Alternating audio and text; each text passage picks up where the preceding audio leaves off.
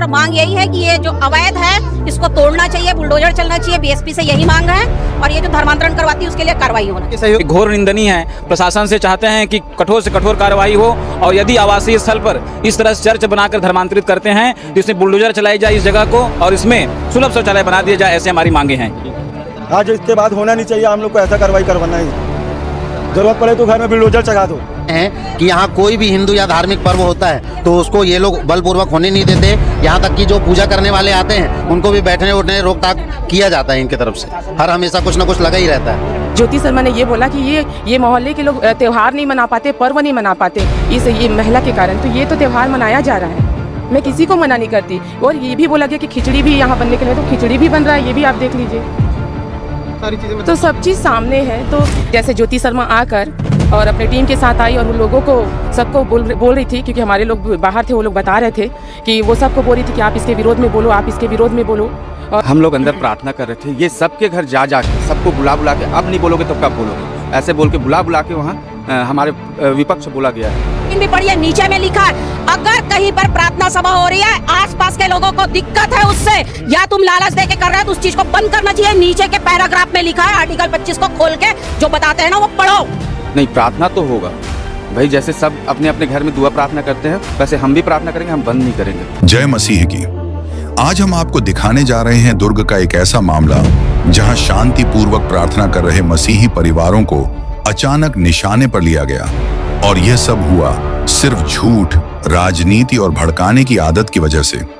दुर्ग के यहोवा की सामर्थ संस्था में हर रविवार की तरह 20 से 25 लोग एक जगह इकट्ठा होकर बस शांति से प्रार्थना कर रहे थे। घर में सीसीटीवी कैमरा भी लगा हुआ था, लेकिन तभी अचानक ज्योति शर्मा अपने साथियों और बजरंग दल के कुछ लोगों के साथ वहां पहुंच गई।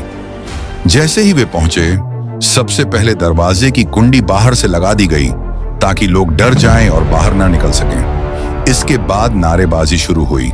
वहां प्रार्थना कर रहे घर के अध्यक्ष मनोज साहू का नाम लेकर खुलेआम गालियां दी गईं और यह सब पुलिस की मौजूदगी के बावजूद हुआ। कुछ लोग नशे में थे और गंदी गंदी गालियां देते हुए माहौल को जानबूझकर उग्र बना रहे थे।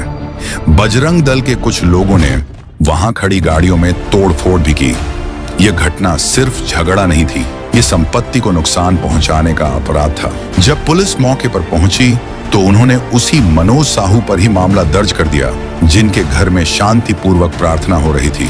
धारा 295 लगाने की बात सामने आई, जबकि वास्तविक हिंसा भीड़ इकट्ठी करना, दरवाजा बंद करना, गालियां देना और तोड़फोड़ करना कैमरे में खुलेआम दिख रहा था। मालती साहू ने भी साफ कहा कि ज्योति शर्मा यहां सिर्फ एक ही मकसद से आई थी, लोगों को भड़काना, झूठ फैलाना और शांतिपूर्ण प्रार्थना को धर्मांतरण बताकर मुद्दा बनाना।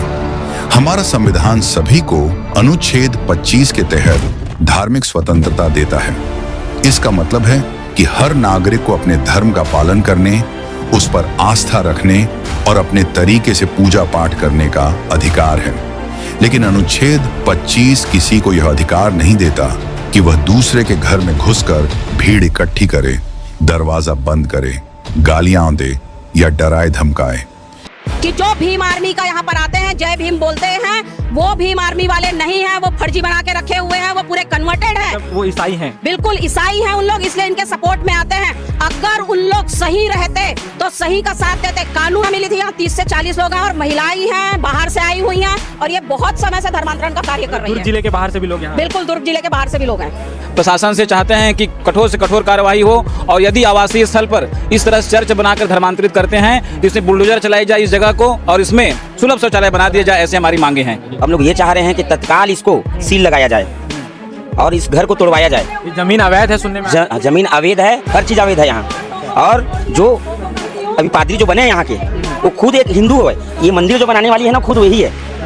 और बता, एक हिंदू को एक मंदिर बनाकर ऐसे काम करी है कि ईसाई समुदाय से जुड़कर ऐसे काम करी है, ये बहुत गलत है। इसका हम लोग निंदनीय करते हैं।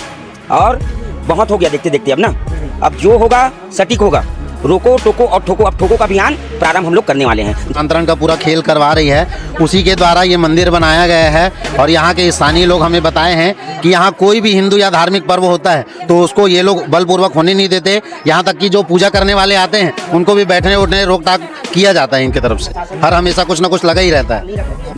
दुआ प्रार्थना हम लोग 20-25 लोग बैठ के करते हैं। वैसी प्रार्थना कर रहे थे और हम क्या प्रार्थना कर रहे थे तो हमने अंदर में थे सभी के सभी। तो हमारा क्या CCTV कैमरा लगा हुआ है, तो देखे कि बजरंग दल के आए और बाहर से सुरकुनी लगा दिया गया। और उसके बाद धीरे धीरे पूरी भीड़ बढ़ गई और साथ ही में पुलिस भी आई उनके साथ में। और वहाँ फिर नारेबाजी होने लगी, मेरा नाम ले लेकर गाली दिया गया, मुझे बहुत गंदी गंदी गाली दिया गया। और वहाँ जितने गाड़ी खड़ी थी वो गाड़ी को तोड़ फोड़ किया गया, यहाँ तक कैमरा को भी तोड़ दिया गया है हमारे घर पर। जी, जैसे ज्योति शर्मा आकर और अपने टीम के साथ आई और वो लोगों को सबको बोल रही थी, क्योंकि हमारे लोग बाहर थे, वो लोग बता रहे थे कि वो सबको बोल रही थी कि आप इसके विरोध में बोलो, आप इसके विरोध में बोलो और बोलो कि ये महिला ठीक नहीं है। क्योंकि इतने समय तक हम वहाँ आराधना प्रार्थना करें, किसी को कोई दिक्कत नहीं है। एक दिन में सब ऐसे कैसे बोलेंगे। और वहाँ के बहुत सारे जो इकट्ठे थे लड़के वो वहाँ के नहीं हैं और नशे भी किए थे और बहुत कुछ वो सबको भड़का रही थी। वो कह रहे थे कि धर्मांतरण जैसी कोई चीज़ें हैं जो अंदर चलती हैं। क्या होता है धर्मांतरण, थोड़ा सा डिस्क्राइब करेंगे मुझे आप? जी, वो जो बोल रही थी धर्मांतरण वहाँ होता है, कोई घर, कोई कलीसिया या कोई चर्च में धर्मांतरण नहीं होता। जैसे ज्योति शर्मा को बहुत ज़्यादा नॉलेज है संविधान का और वो जो बहुत बताती है, तो मैं ये बताना चाहूँगी कि ये सब काम जो है कानूनी दस्तावेज के अनुसार होता है, जो कलेक्टर ऑफिस में होता है, वो उनको भी मालूम है। तो कोई घर में कैसे ये सब कर लेगा? ये स्वयं की स्वेच्छा है, ना कि कोई दबाव और ज़बरदस्ती से होगा।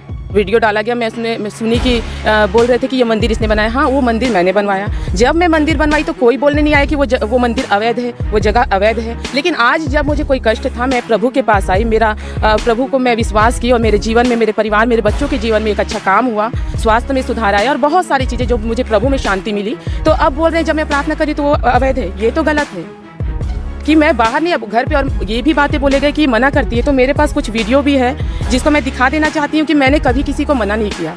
कि वहाँ कैमरे में भी आप लोग देख सकते हैं कि हर कोई आकर वहाँ पूजा अर्चना करता है। लगा हुआ है क्या वहाँ पे? कैमरा था, उसमें भी आप देख सकते हैं। और मेरे पास वीडियो भी है कि वहाँ सब खुलेआम अच्छे से पूजा पाठ करते हैं, मैं किसी को नहीं रोकती। ज्योति शर्मा ने ये बोला कि ये मोहल्ले के लोग त्यौहार नहीं मना पाते, पर्व नहीं मना पाते इस ये महिला के कारण। तो ये तो त्यौहार मनाया जा रहा है, मैं किसी को मना नहीं करती। और ये भी बोला गया कि खिचड़ी भी यहाँ बनने के लिए, तो खिचड़ी भी बन रहा है, ये भी आप देख लीजिए।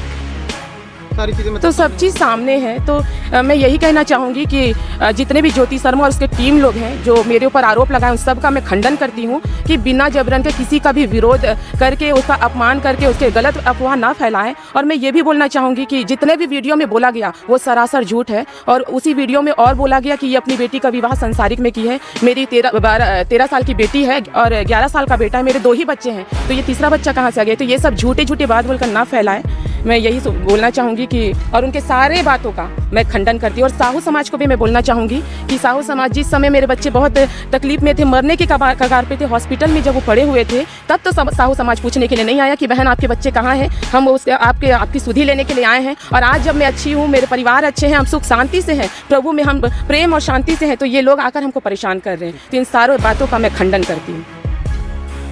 आपने अब भी जो देखा वह सिर्फ एक वीडियो नहीं है, बल्कि उस सच्चाई का प्रमाण है जिसे अक्सर दबाने की कोशिश की जाती है। मसीही लोग जहां भी इकट्ठा होते हैं वहां शांति होती है, प्रेम होता है और प्रार्थना होती है। लेकिन अफसोस की बात है कि कई बार इन्हीं शांत सभाओं को गलत तरीके से पेश किया जाता है ताकि नफरत फैलाई जा सके, तनाव बढ़ाया जा सके और लोगों को एक दूसरे के खिलाफ खड़ा किया जा सके। हमारा समाज तभी आगे बढ़ता है जब हर धर्म, हर समुदाय को बराबरी और सम्मान मिले। भारत का संविधान हमें यही अधिकार देता है कि हम अपने विश्वास के अनुसार प्रार्थना कर सकें, बिना डर, बिना दबाव और बिना किसी के हस्तक्षेप के। आज यहोवा की सामर्थ संस्था के परिवारों के साथ जो हुआ वह किसी भी रूप में सही नहीं है। लेकिन एक बात तय है, सच्चाई चाहे जितनी देर से सामने आए पर आती जरूर है। और जब सच्चाई सामने खड़ी होती है तो झूठ अपने आप गिर जाता है। मसीह के लोग हमेशा शांति के मार्ग पर चलते हैं।